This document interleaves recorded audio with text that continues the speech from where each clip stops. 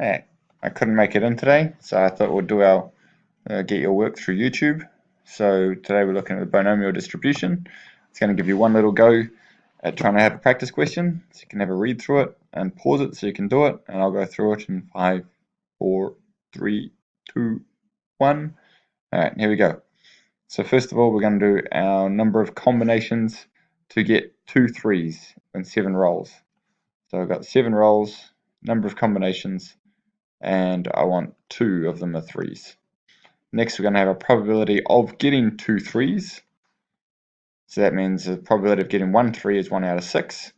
And to get it twice in a row, you've got to times it by itself. So square it. And now we need the probability of getting 5 times that are not 3s. The probability of not getting a 3 is 5 out of 6, power of 5. And that equals that. You can just chuck that in your calculator. I don't want you to practice of that if you didn't get yourself. Alright, so today we're going to look at, we did this question a while ago, just to get a bit of an idea what we understood. And today I think we can actually calculate what is the most likely binomial distribution, what's the most likely way to line everyone up using the maths. So let's just have a quick look at how we do that. So I've got the numbers 1 to 12 here. Ones, of course, you're going to have a 0 probability of getting that, so you're not going to have anyone lined up there. I'm going to start off trying to calculate the number 7, the probability of getting at least 1 7. And it's going to seem a little bit strange to do this. I'm going to calculate the probability of getting not a 7. The probability of not getting a 7, there's only one way to do that. So in what would be 0, 24C 0 will get you 1. Probability of not getting a 7 24 times is 5 out of 6 to the power of 24, and you chuck that in there. That doesn't calculate this as probability of not getting a 7. By the way, the probability that comes from the number of combinations, and it works out to be 1/6 for 7. That's, for example, here is 1 out of 36, so you're going to be using a different number down here. Alright, so if you're not sure, get someone to explain it to you.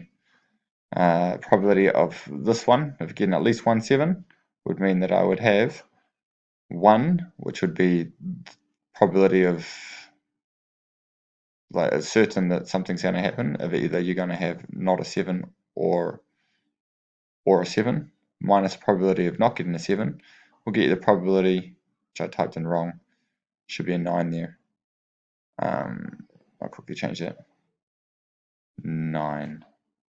But it might change a few times. Oops.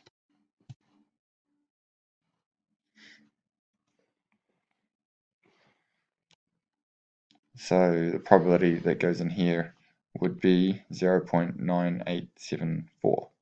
Probability of getting at least 1 7. If you wanted to do for the second one, you want to have the probability of not getting a 7 and the probability of getting 1 7. So that 7 here is a number of combinations to get 1 7. And then adding those together, I get 0.302, and I take that away from this. So there's quite a few calculations here.